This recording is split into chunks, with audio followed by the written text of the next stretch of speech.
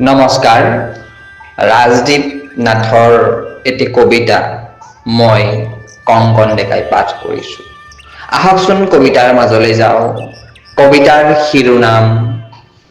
শিৰোনামবিহীন এটি প্ৰেমৰ কবিতা।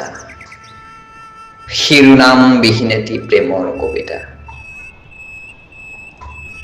তোমাক আগতেও দেখিছোঁ,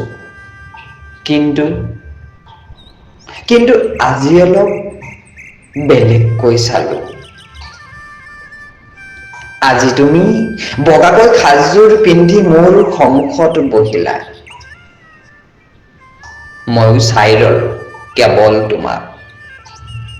তোমাৰ দৃষ্টি যেতিয়া নিবদ্ধ আছিল নাটকৰ ৰসাল দৃশ্যত, মোৰ দৃষ্টি আছিল তোমাৰ সাজযোৰ আৰু উৎপাদন মুখনিত। সঁচাকৈ সেইদিনা তোমাক বৰ ধুনীয়া লাগিছিল।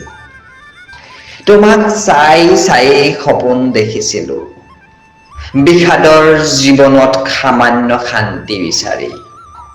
বুজিছা, কব নোৱাৰাকৈ মই কেইবাবাৰো তোমাৰ প্ৰেমত পৰিছো, কিন্তু সকলোবোৰ কেৱল স্তব্ধ হৈ পৰে এনেই ছন্দবিহীন লালিত্যহীন কবিতাৰ মাজত, য'ত উচুপি কান্দো ব্যৰ্থ আশাৰ ব্যৰ্থ চিন্তাত।